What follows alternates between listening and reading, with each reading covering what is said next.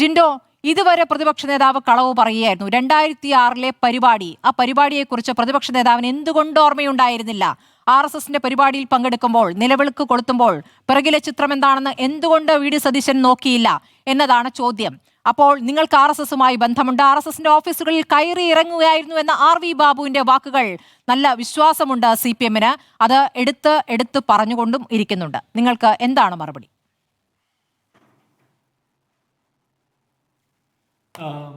സ്മൃതി, ഈ CPM-ന് ഏറ്റവും വിശ്വാസമുള്ള RV ബാബു ഹിന്ദു ഐക്യവേദിയുടെ നേതാവും കേരളത്തിൽ മതവർഗീയവാദത്തിലൂടെ മനുഷ്യരെ ഭിന്നിപ്പിച്ചുകൊണ്ട് സംഘപരിവാറിനെ അധികാരത്തിലേക്ക് എത്തിക്കാൻ വേണ്ടി നിരന്തരം ശ്രമിക്കുന്ന ആളുമാണ്.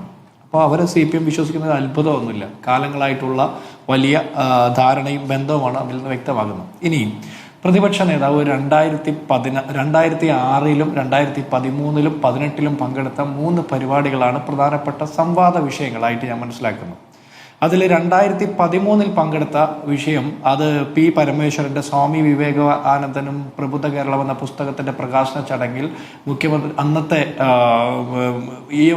VS അച്യുതാനന്ദൻ പ്രകാശനം ചെയ്ത പുസ്തകത്തിന്റെ പുനഃപ്രകാശന ചടങ്ങിലാണ് വി ഡി സതീശൻ പങ്കെടുക്കുന്നത്. ഇനി 2018-ല് എറണാകുളം ശിവക്ഷേത്രത്തിൽ വെച്ച് നടന്ന പ്രോഗ്രാമാണെങ്കിൽ ഇതൊക്കെ മുൻകാലങ്ങളിൽ CPM-കാർ അടിച്ച് അവർ പാളിപ്പോയ പരിപാടികളാണ്. അത് കടകംപള്ളി സുരേന്ദ്രനും MLA-മാരും MP-മാരും ഒക്കെ പങ്കെടുത്ത ചടങ്ങായിരുന്നു വി ഡി സതീശൻ പങ്കെടുത്തത്. അപ്പോൾ വി ഡി സതീശനെ സംഖ്യയാക്കാനുള്ള ആ ശ്രമങ്ങളും പാളി. പിന്നെ അവർ പറഞ്ഞു 2006-ലെ ഗുരുജി ജന്മശതാബ്ദി ആഘോഷത്തിന്റെ ഭാഗമായി നടത്തിയ സംവാദ പരിപാടി എന്നുള്ളൊരു നോട്ടീസാണ് അവർ പറയുന്നത്. RV ബാബു പുറത്തുവിട്ട ദൃശ്യങ്ങളാണ്. RV ബാബു ഇത് എപ്പോഴാണ് പുറത്തുവിടുന്നത്? സംഘപരിവാറിനോട് നിരന്തരം സതീശൻ കലഹിച്ച് നടക്കുന്ന സമയത്ത് RV ബാബു ഇത് പുറത്തുവിടുകയാണ്. പുറത്തുവിട്ടോട്ടെ. RSSന്റെ ഓഫീസുകൾ കയറി നിറങ്ങി വോട്ട് അഭ്യർത്ഥിച്ച വി ഡി സതീശന്റെ തെളിവുകൾ പുറത്തുവിടുമെന്ന് പറഞ്ഞ RV ബാബുവും അങ്ങനെ തെളിവുകൾ ഉണ്ടെന്ന് ഈ ചർച്ചയിൽ അടക്കം പറയുന്ന അരുൺകുമാർ അടക്കമുള്ള CPM നേതാക്കന്മാരും ഇനിയെങ്കിലും ആ തെളിവുകൾ പുറത്തുവിടണം. നിങ്ങൾക്ക് ഇഷ്ടമില്ലാത്ത വി ഡി സതീശനെ രാഷ്ട്രീയമായി സംരക്ഷിക്കുന്ന ഒരു നിലപാട് നിങ്ങളുടെ ഭാഗത്തുനിന്ന് ഉണ്ടായിക്കൂടാ. വി ഡി സതീശൻ RSSന്റെ ഓഫീസുകൾ കയറി ഇറങ്ങി നിരങ്ങി നടന്നതിന്റെ എന്തെങ്കിലും തെളിവുകൾ നിങ്ങളുടെ കയ്യിലുണ്ടെങ്കിൽ ഇനിയെങ്കിലും പുറത്തുവിടണം. ഒന്നാമത്തെ കാര്യം. ഇനി രണ്ടാമത്തത്, കേരളത്തിന്റെ മുഖ്യമന്ത്രിയാണ് ഈ വിഷയത്തിൽ ഏറ്റവും വലിയ പെരുന്നുണ പറഞ്ഞിട്ടുള്ളത്. കേരളത്തിന്റെ മുഖ്യമന്ത്രി ആഭ്യന്തര വകുപ്പ് മന്ത്രി കൂടിയാണ്. വിജിലൻസിന്റെ, ഇന്റലിജൻസിന്റെ, സ്പെഷ്യൽ ബ്രാഞ്ചിന്റെ എല്ലാ രീതിയിലുമുള്ള അധികാരങ്ങളുള്ള ഒരു മുഖ്യമന്ത്രി കൂടിയാണ്. പോലീസിന്റെ സർവ്വ സൈന്യാധിപനാണ്, അല്ലേ? അദ്ദേഹത്തിന്റെ ഫേസ്ബുക്ക് പോസ്റ്റിൽ ഒരു ഫാക്ച്വൽ എറർ ഉണ്ടായിക്കൂടാ. അത് പച്ചക്കള്ളമാണെന്ന് നമ്മൾ തിരിച്ചറിയണം. 2006 ഫെബ്രുവരി മാസത്തിലല്ല ആ സംവാദം നടന്നിട്ടുള്ളത്. ഡിസംബർ 31-ാം തീയതിയാണെന്ന് ആ നോട്ടീസിലും പരിപാടിയിൽ പങ്കെടുത്ത ആളുകളും എല്ലാം പറയുന്നുണ്ട്. RV ബാബു പോലും ആ ഡേറ്റ് നിഷേധിക്കാൻ സാധ്യതയില്ല. ഇവർക്ക് വിശ്വാസമുള്ള RV ബാബു പോലും ആ ഡേറ്റ് നിഷേധിക്കാൻ സാധ്യതയില്ല. അപ്പൊ 2006 ഫെബ്രുവരി മാസത്തിൽ തെരഞ്ഞെടുപ്പിന് മുൻപായി പങ്കെടുത്തു എന്നുള്ള കള്ളം പ്രചരിപ്പിച്ചത് മുഖ്യമന്ത്രി പിണറായി വിജയനാണ്. ഈ മനുഷ്യൻ നിരന്തരം ഇങ്ങനെ കള്ളം പറഞ്ഞിട്ട് ഉളുപ്പില്ലാതെ മാധ്യമപ്രവർത്തകരുടെ ചോദ്യത്തിന് മുമ്പിൽ ഇങ്ങനെ അഭ്യാസം ഇറക്കി ഹിഹി കാണിച്ച് രക്ഷപ്പെടുന്ന കുറെ കാലമായി തുടങ്ങിയിട്ട് അരുൺകുമാറോട് ഞാൻ വീണ്ടും ചോദിക്കുന്നു, വെല്ലുവിളിച്ച് ചോദിക്കുന്നു, 2006 ഫെബ്രുവരി മാസത്തിലാണോ വി ഡി സതീശൻ പരിപാടിയിൽ പങ്കെടുത്തത്? ആണെന്ന് തെളിയിച്ചാൽ ഞങ്ങൾ സംഘടനാ പ്രവർത്തനം നിർത്താം. ആണെന്ന് നിങ്ങൾക്ക് തെളിയിക്കാൻ പറ്റില്ല. പക്ഷെ മുഖ്യമന്ത്രി പിണറായി വിജയൻ പറഞ്ഞത് പച്ചക്കള്ളമാണെന്ന് എനിക്ക് തെളിയിക്കാൻ കഴിയും. അപ്പൊ നിങ്ങൾ സംഘടനാ പ്രവർത്തനം നിർത്തില്ലല്ലോ.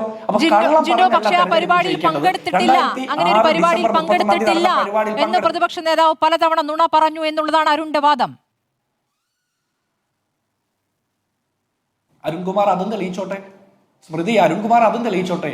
2006 എന്ന് പറഞ്ഞാൽ 20 വർഷം മുമ്പുള്ള ഡിസംബർ 31-ാം തീയതി നടന്ന പരിപാടിയുടെ വിവരങ്ങൾ RV ബാബുവിനെ പോലെ ഒരാൾ പുറത്തുവിടുമ്പോൾ നമ്മുടെ നാട്ടിലെ ജനപ്രതിനിധികൾക്ക്, നമ്മളെല്ലാവരും ജനപ്രതിനിധികളായിട്ടുള്ള ആളുകളാണ്, നമുക്ക് പലതരത്തിലുള്ള നോട്ടീസുകൾ വരും, പല പ്രോഗ്രാമിൽ പങ്കെടുക്കും. 20 കൊല്ലം മുമ്പ് ഞാൻ പങ്കെടുത്ത ഒരു പരിപാടി എന്ന് പറഞ്ഞാൽ ആരെങ്കിലും ഒരു ഫോട്ടോ ഇട്ടാൽ ഏത് പരിപാടിയാണ് എന്നാണെന്ന് കണ്ടെത്താൻ തന്നെ ഒരു വലിയ സമയമെടുക്കും. ഇവിടെ പ്രതിപക്ഷ നേതാവ് വി ഡി സതീശൻ ചെയ്ത ഒരു വലിയ പണിയുണ്ട്. എന്താണെന്നറിയോ? 20 വർഷം മുമ്പത്തെ അന്നത്തെ ക്ഷണിച്ച നോട്ടീസ് തപ്പി കണ്ടുപിടിച്ച് അത് എന്ത് പരിപാടിയായിരുന്നു എന്ന് കണ്ടുപിടിച്ചിട്ട് ഇന്ന് പത്രക്കാരോട് മറുപടി പറഞ്ഞത്. അല്ലാതെ കള്ളം പറയുകയല്ല ചെയ്തത്. കൃത്യമായി പറഞ്ഞില്ലേ, ആ പരിപാടിയിൽ പങ്കെടുത്ത് ആ സംവാദ വിഷയത്തിൽ അദ്ദേഹത്തിന്റെ അഭിപ്രായം രേഖപ്പെടുത്താനാണ് പോയത്. സ്വാഭാവികമായിട്ട് സ്ഥല MLA എന്നുള്ള നിലയ്ക്ക് ഒരു പരിപാടിയിൽ സംവാദത്തിന് ക്ഷണിക്കുമ്പോൾ സംവാദത്തിന്റെ ഉദ്ഘാടകൻ കൂടിയായിരിക്കും. അങ്ങനെ പരിപാടിയിൽ പങ്കെടുക്കും. ഇപ്പൊ CPM തന്നെ CPMന്റെ സംവാദ പരിപാടികളിൽ, ശില്പശാലകളിലൊക്കെ മറ്റ് രാഷ്ട്രീയ പ്രസ്ഥാനങ്ങളിൽപ്പെട്ട പ്രത്യയശാസ്ത്ര ബോധ്യങ്ങൾ പേർന്ന എത്രയോ ആളുകളെ പങ്കെടുപ്പിക്കുന്നു. അതിന്റെ അർത്ഥം എല്ലാവരും CPM ആയതാണോ? എത്രയോ CPM നേതാക്കന്മാർ മറ്റു രാഷ്ട്രീയ പ്രസ്ഥാനങ്ങളിലെ സംവാദ പരിപാടികളിലും ശില്പശാലകളിലും പങ്കെടുക്കുന്നു. അതിന്റെ അർത്ഥം അത്തരം നേതാക്കന്മാർ മുഴുവൻ CPM വിട്ട് ആ രാഷ്ട്രീയ പാർട്ടിയിലേക്ക് ചേക്കേറിയെന്നാണോ? ആണോ? ഇനി ഇവിടുത്തെ പ്രശ്നം എന്താ?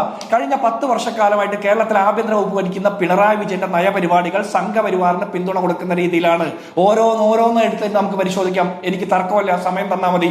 ഇനി തിരിച്ച് VD സതീശൻ ഇക്കാലം അത്രയും എപ്പോഴെങ്കിലും സംഘപരിവാറിന് അനുകൂലമായിട്ടുള്ള ഒരു നിലപാടെടുക്കുകയോ ഒരു വാക്ക് പറയുകയോ ചെയ്തതായിട്ട് അരുൺകുമാറിന് തെളിയിക്കാൻ പറ്റുമോ? മറിച്ച് പിണറായി വിജയൻ സംഘപരിവാറിന് അനുകൂലമായി നടപടിയെടുത്തതിനെ കുറിച്ച് നിരവധി എണ്ണം ഞാൻ പറയാം. അരുൺകുമാർ തള്ളിക്കളയാൻ പറ്റുമോ? ഡൽഹി പോയി ഹിന്ദു പത്രത്തിന് മറ്റേ അഭിമുഖം കൊടുത്തിട്ട് PR ഏജൻസി ഇല്ലെന്ന് പറഞ്ഞ് ഉടക്കത്തെ കള്ളം പറഞ്ഞു. അതെന്തെങ്കിലും ആവട്ടെ. എന്നിട്ട് മലപ്പുറം ജില്ലയെ ആക്ഷേപിക്കുന്ന രീതിയിലുള്ള പ്രസ്താവന കൊടുത്തില്ലേ? അത് പിണറായി വിജയൻ തള്ളി പറഞ്ഞിട്ടുണ്ടോ? അത് ചോദിക്കുമ്പോൾ വോയിസ് റെസ്റ്റ് ആണെന്ന് പറഞ്ഞ് ഒളിച്ചു കിടന്നാൽ പോരാ. എന്റെ പ്രധാനപ്പെട്ട ചോദ്യം സ്മൃതി, PM ശ്രീയിൽ ഒപ്പിട്ടത് പിണറായി വിജയനാണ്. ലേബർ കോഡ് നടപ്പാക്കാൻ ശ്രമിക്കുന്നത് പിണറായി വിജയനാണ്. കൃഷി വകുപ്പിൽ സംഘപരിവാർ നയങ്ങൾ നടപ്പാക്കാൻ വേണ്ടി നരേന്ദ്രമോദി സർക്കാരിന്റെ നയപരിപാടികൾ നടപ്പാക്കാൻ ശ്രമിക്കുന്നത് പിണറായി വിജയന്റെ സർക്കാരാണ്. കൊടകര കുഴൽപ്പണ കേസിലെ പ്രതിയാകേണ്ട BJP സംസ്ഥാന പ്രസിഡന്റ് സുരേന്ദ്രനെ സാക്ഷിയാക്കി മാറ്റിയത് പിണറായി വിജയന്റെ പോലീസാണ്. തൃശൂർ പൂരം കലക്കിക്കൊണ്ട് സുരേഷ് ഗോപിക്ക് ജയിക്കാൻ സൗകര്യം ചെയ്തു കൊടുത്തത് പിണറായി വിജയന്റെ പോലീസാണ്. വോട്ട് ചോരിയുമായി ബന്ധപ്പെട്ട നിരവധി ആക്ഷേപങ്ങൾ തെളിവ് സഹിതം രാഹുൽ ഗാന്ധിയും കോൺഗ്രസുകാരും പുറത്തുവിട്ടിട്ട് നാളിതുവരെ തൃശൂരിൽ വോട്ട് ചോരിയെ കുറിച്ച് സുരേഷ് ഗോപിയുടെ ഡ്രൈവർക്കും വീട്ടുകാർക്കും ഇരട്ട വോട്ടും കള്ളവോട്ടും ഉണ്ടായതിനെ കുറിച്ചിട്ട് ഒരു വാക്കുരിയാടാൻ പിണറായി വിജയൻ സാധിച്ചിട്ടില്ല. മഞ്ചേശ്വരം കോഴക്കേസിൽ K. സുരേന്ദ്രൻ രക്ഷപ്പെടാൻ വേണ്ടിയിട്ട് സർക്കാർ വക്കീൽ പ്രോസിക്യൂഷൻ ഒത്തുകളിച്ചത് നമ്മുടെ മുമ്പിൽ രേഖയാണ്. ഇനി ഇതും പോരാഞ്ഞിട്ട് ഒന്നാം പിണറായി സർക്കാരിലെ റവന്യൂ വകുപ്പ് മന്ത്രി ചന്ദ്രശേഖരനെ തല്ലി ഇഞ്ചപ്പരുവമാക്കിയ CPM ഇഞ്ചപ്പരുവമാക്കിയ BJP നേതാക്കന്മാർക്ക് രക്ഷപ്പെടാൻ വേണ്ടി മൊഴിമാറ്റി കൊടുത്തത് CPM-ന്റെ നേതാക്കന്മാരാ. പ്രത്യുപകാരമായിട്ടോ കരിവന്നൂരിലെ കള്ള സഖാക്കന്മാരെ ഇതുവരെ പിടിക്കാൻ കേന്ദ്ര ഏജൻസികൾക്ക് പറ്റിയില്ല. ലാവ്ലിൻ കേസിൽ 38 തവണയാണ് കേന്ദ്ര സർക്കാരിന്റെ വക്കീൽ ഒളിച്ചു കളിക്കുന്നത്. ലൈഫ് മിഷൻ കേസിലും സ്വർണ്ണക്കടത്ത് കേസിലും പിണറായി വിജയൻ രക്ഷപ്പെട്ടിരിക്കുന്നു. മകനെതിരെ വന്ന ED നോട്ടീസിൽ ഒരു അന്വേഷണമില്ല. മാസപ്പടി കേസും എങ്ങും എത്തിയില്ല അന്വേഷണം. ഇത് നിങ്ങൾ ആവർത്തിച്ചു പറയുന്ന കാര്യങ്ങളാണ്. പക്ഷേ ഈ തെരഞ്ഞെടുപ്പിൽ ആകെ ഡീലാണ് എന്ന് പറയുന്നതിൽ നിങ്ങൾക്ക് എന്ത് തെളിവുണ്ട് എന്നൊരു ചോദ്യം തിരിച്ചു വരുന്നുണ്ട്. നിങ്ങളിപ്പോൾ ഓരോ ദിവസം ഓരോ മണ്ഡലത്തിലെയും സ്ഥാനാർത്ഥികൾ ഇറങ്ങി വരികയാണ്. ഇവിടെയും ഡീലുണ്ടെന്ന് പറഞ്ഞ് അതെങ്ങനെയാണ് തെളിയിക്കാനാവുക? ഇതിങ്ങനെ വെറുതെ ഡീൽ എന്ന് പറഞ്ഞുകൊണ്ടിരിക്കുന്നത് നിങ്ങൾ പരാജയ ഭീതിയിൽ വരുന്ന പ്രതികരണമാണ് എന്ന് പറയുമ്പോൾ അതിന് മറുപടിയുണ്ടോ? ഇപ്പൊ K. മുരളീധരൻ പറയുകയാണ് വട്ടിയൂർക്കാവിൽ ഡീൽ എങ്ങനെയാണ്? രാവിലെ BJP സ്ഥാനാർത്ഥിക്ക് വേണ്ടി ഇറങ്ങുന്ന കൗൺസിലർമാർ രാത്രി പ്രശാന്തിന് വേണ്ടി ഇറങ്ങുന്നത്രേ. ഇതിനൊക്കെ എവിടെയാണ് തെളിവ്? ഇത് ആ പേരുകൾ പുറത്തുവിടുമെന്ന് പറയുന്നു. അങ്ങനെയാണെങ്കിൽ ആ പേരുകൾ ആദ്യം തന്നെ പുറത്തുവിടുകയാണ് വേണ്ടത്. ഇതൊക്കെ ആത്മവിശ്വാസക്കുറവിൽ നിന്ന് വരുന്ന പ്രതികരണങ്ങളാണോ ജിൻഡോ? സ്മൃതി, ഞങ്ങൾക്ക് ആത്മവിശ്വാസക്കുറവെന്ന് റീഡ് ചെയ്യാനായിട്ട് അതൊരു ശരിയായ പ്രവർത്തനമാണെന്ന് ചിന്തയാണെന്ന് ഞാൻ വിചാരിക്കുന്നില്ല. കാരണം എന്താ, ഇവരെല്ലാ തെരഞ്ഞെടുപ്പിലും പറയുന്നത് നിയമസഭാ തെരഞ്ഞെടുപ്പ്, പഞ്ചായത്ത് തെരഞ്ഞെടുപ്പ്, പാർലമെന്റ് തെരഞ്ഞെടുപ്പ്, ഉപതെരഞ്ഞെടുപ്പിനൊക്കെ വ്യത്യസ്ത പാറ്റേൺ ആണെന്നാണ്. ഏത് പാറ്റേൺ ആയാലും പാർലമെന്റ് തെരഞ്ഞെടുപ്പും പഞ്ചായത്ത് തെരഞ്ഞെടുപ്പും നിയമസഭാ ഉപതെരഞ്ഞെടുപ്പും പഞ്ചായത്ത് ഉപതെരഞ്ഞെടുപ്പുകളും ഒക്കെ നിരന്തരം തുടർച്ചയായിട്ട് ജയിക്കുന്നത് UDF ആണ്. പിന്നെ ഞങ്ങൾക്ക് എന്തിനാ ആത്മവിശ്വാസക്കുറവുണ്ടാകേണ്ടത്? ഞങ്ങൾക്ക് ആത്മവിശ്വാസക്കുറവില്ല എന്ന് മാത്രമല്ല, ഞങ്ങൾ കേരളത്തിലെ സാധാരണക്കാരോട് സർക്കാർ നടത്തുന്ന 10 വർഷക്കാലത്തെ സാധാരണക്കാരെ മുതൽ ശബരിമല ശാസ്താവിനെ വരെ കൊള്ളയടിച്ച രാഷ്ട്രീയം ഞങ്ങൾ ചർച്ച ചെയ്യുന്നുണ്ട്. ഞങ്ങൾ നിരന്തരം ജനങ്ങളോട് അത് പറയുന്നുണ്ട്. നിങ്ങൾ മാധ്യമ പ്രവർത്തകർ ചില കാര്യങ്ങൾ മാത്രം ശ്രദ്ധിക്കുന്നത് കൊണ്ടാണ് ഇത്തരം കാര്യങ്ങൾ മാത്രം ശ്രദ്ധിക്കുന്നത്. ശേഷമാണല്ലോ 2021 നിയമസഭാ തെരഞ്ഞെടുപ്പിനെ നിങ്ങൾ നേരിട്ടത്. ആത്മവിശ്വാസം ഉണ്ടായിരുന്നു. എന്ത് സംഭവിച്ചെന്ന് നമ്മുടെ മുന്നിലുണ്ട്. ഞാൻ പറയാം സ്മൃതി, 2021 നിയമസഭാ തെരഞ്ഞെടുപ്പിൽ 50-ലധികം സീറ്റിൽ RSSന്റെ പിന്തുണ പിണറായി വിജയന്റെ പാർട്ടിക്ക് കൊടുത്തു എന്ന് പറഞ്ഞത് RSSന്റെ മുഖപത്രമായ ഓർഗനൈസറിന്റെ ചീഫ് എഡിറ്ററായിരുന്ന ബാലശങ്കറ. ഇതുവരെ CPM-ഉം BJP-യും തിരുത്തിയിട്ടുണ്ടോ?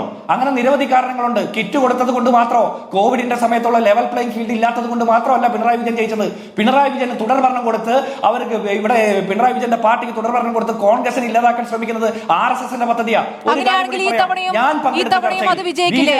അതേ ആരോപണം നിൽക്കുകയാണെങ്കിൽ അത് ഈ തവണയും വിജയിക്കില്ലേ? അപ്പോൾ മൂന്നാം ഭരണം നിങ്ങൾ തുടർഭരണം ഉറപ്പിക്കുകയാണോ?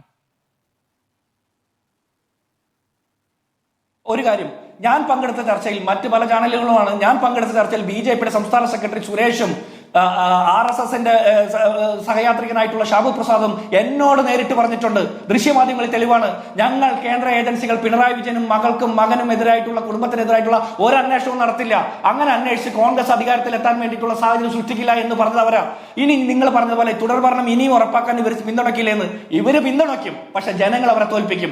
കഴിഞ്ഞ നിയമസഭാ തെരഞ്ഞെടുപ്പിന്റെ സമയത്ത് പ്രചരണത്തിന് പോലും സൗകര്യമില്ലാത്ത രീതിയിൽ ലെവൽ പ്ലേയിങ് ഫീൽഡ് ഇല്ലാത്ത ഒരു കാലത്താണ് നടന്നത്.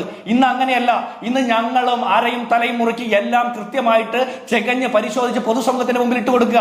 ശബരിമല സ്വർണ്ണപ്പാളികൾ കടത്തിയ ആളുകൾക്കെതിരെ, ശാസ്താവിന്റെ സ്വർണം കട്ടവർക്കെതിരെ ഇതുവരെ പ്രഖ്യാപിതമായ ഒരു സമരം നടത്താനായിട്ട് BJPക്ക് സാധിക്കുന്നുണ്ടോ? സാധാരണക്കാരെ മുതൽ ശബരിമല ശാസ്താവിനെ വരെ കൊള്ളയടിച്ച സർക്കാരിനെതിരെ സംസാരിക്കാൻ BJP ഇല്ല.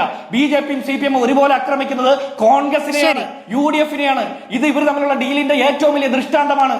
ശരി.